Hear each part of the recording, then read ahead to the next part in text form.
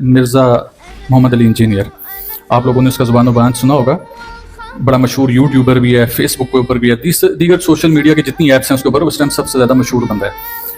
آئے روز وہ ایک بیان داغتا ہے، داغنے سے مراد آن ایئر کرتا ہے، وہ راج کرتا رہا یوٹیوب پہ، فیس بک پہ، ہر چیز کے اوپر، کئی لوگوں کے دلوں کی دھڑکن بنا رہا، لیکن اسی زبان و بیان اور انہی الفاظ نے آج انجینئر محمد علی مرزا کو جیل کی سلاخوں کے پیچھے کر دیا۔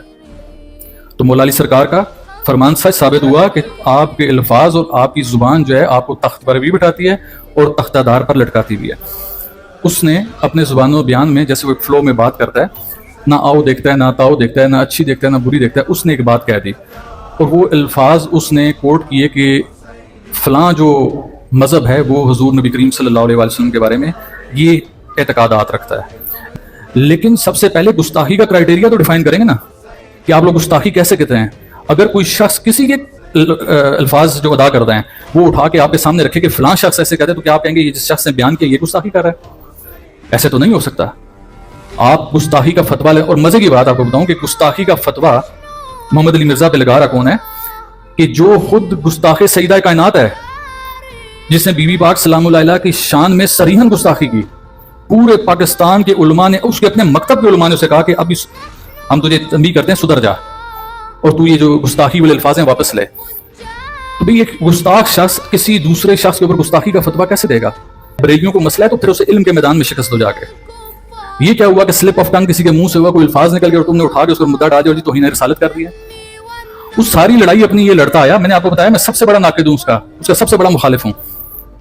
میرے جیسا بیان کسی ایک نے بھی نہیں دیا، کیونکہ جس نے دیا اس نے گالیاں ہی بولی، علمی بیان کسی نے نہیں دیا، صرف گالیاں دیتے رہے، تبرے کرتے رہے اس کے اوپر کہ فلانا پلمبر ہے، فلانا یہ ہے، فلانا ہے، لیکن علمی جواب نہیں دیا۔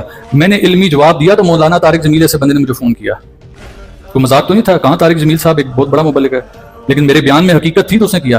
تو میں اس کا سب سے بڑا ناقد تھا، میں نے سب سے زبردست علمی جواب اس کو دیا اولیاء اللہ کے حوالے سے، اور جو گستاخیاں اس سے سرزد ہوتی ہیں، جو وہ چرب لسانی کا کام کرتا ہے۔ لیکن اس کا یہ مطلب تو نہیں کہ اگر مجھے غصہ اولیاء اللہ کے حوالے سے ہے تو میں ناموس رسالت کا فتویٰ اس پہ لگوا دوں۔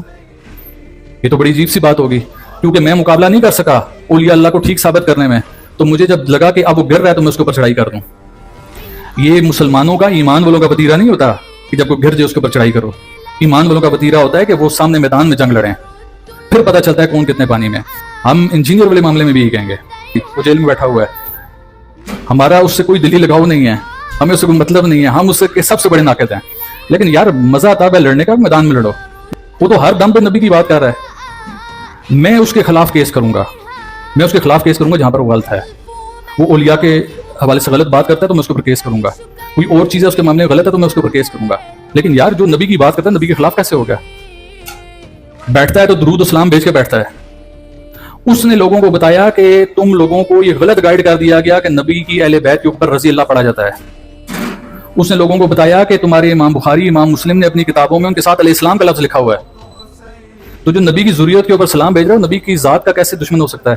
وہ نبی کا کیسے دشنام تراز ہو سکتا ہے؟ وہ کیسے نبی پاک صلی اللہ علیہ وسلم کی ذات کے اوپر کوئی ایسا ایلیگیشن اٹھا سکتا ہے؟ کسی کی بات سامنے رکھنا کہ فلاں شخص سے بات کرتا ہے، یہ قطعاً ایسے نہیں ہوتا کہ وہ شخص ایسی بات کر رہا ہے۔ تو لہٰذا گزارش ہوگی کہ قانون نافذ کرنے والے اداروں سے کہ اگر ان معاملات میں ذرا سا بھی ایسا معاملہ ہوا جس میں ناانصافی ہوئی تو دنیا میں تو معاملات گڑبڑ ہوں گے کیونکہ ایک پریسیڈنٹ سیٹ ہو جائے گا، آئندہ آنے والی نسل وہی چیز دیکھے گی۔